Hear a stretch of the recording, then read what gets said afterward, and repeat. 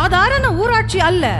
மாண்புமிகு தமிழ்நாடு முதலமைச்சர் M.K. ஸ்டாலின் அவர்களின் தொலைநோக்கு தலைமையிலும் மாண்புமிகு ஊரக வளர்ச்சி மற்றும் உள்ளாட்சித்துறை அமைச்சர் ஐ. பெரியசாமி அவர்களின் டயர்லெஸ் முயற்சியிலும் கடந்த 5 ஆண்டுகளில் ரூபாய் 11,32,33,000 மதிப்பீட்டில் 205 வளர்ச்சி பணிகள், தண்ணீர் தாகம் தீர்க்க 5 மேல்நிலை நீர்த்தேக்க தொட்டிகள், Neelamalai Kottai 1,00,000 litre, Kariyagoundanpatti 80,000 litre, Kinathupatti 40,000 litre, Kumarapalayam 40,000 litre, Malaiyandipuram 10,000 litre. ஒவ்வொரு வீட்டிலும் இப்போது நிரந்தர குடிநீர். சாமானியர்களின் கனவு சொந்த வீடு. ரூபாய் 83.70 லட்சம் மதிப்பீட்டில் 27 குடும்பங்களுக்கு கலைஞர் கனவு இல்லம்.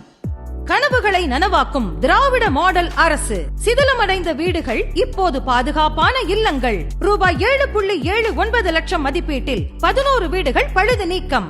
விவசாயிகளின் வளர்ச்சி பாதை. புதிய தார் சாலைகள்.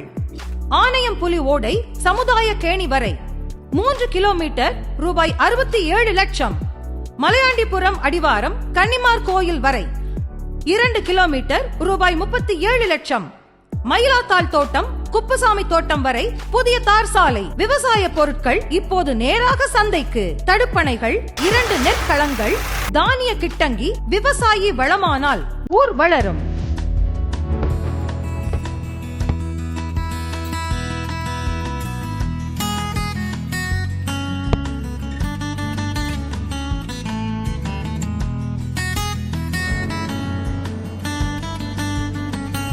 புதிய ஊராட்சி மன்ற அலுவலகம். தெருக்கள் தோறும் சிமெண்ட் சாலைகள், வண்ண கற்கள் பதிப்பு.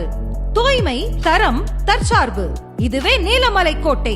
திண்டுக்கல் மாவட்டம் ரெட்டியாஸ்திரம் ஒன்றியம் நீலமலைக்கோட்டை கிராமம். எங்களுக்கு வசதிகள், ரோடு, வீடுகள், பாலம், கன்னிமார் கோயில் வரைக்கும் ரோடுகள்.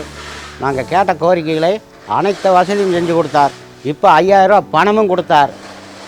பஸ்ஸு பிள்ளைகளுக்கு இலவசமாக அனுப்பிச்சிருக்கார். பள்ளி கல்வி பிள்ளைகளுக்கும் லேப்டாப் கொடுத்துருக்கார். நாங்கள் கேட்ட வசதிகள் பேர்பால் ரோடும் போட்டிருக்காங்க.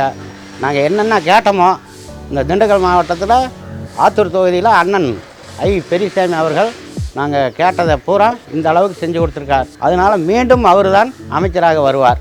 திண்டுக்கல் மாவட்டம் ரெட்டியாஸ்திரம் ஒன்றியம் நீலமலைக்கோட்டை ஊராட்சி.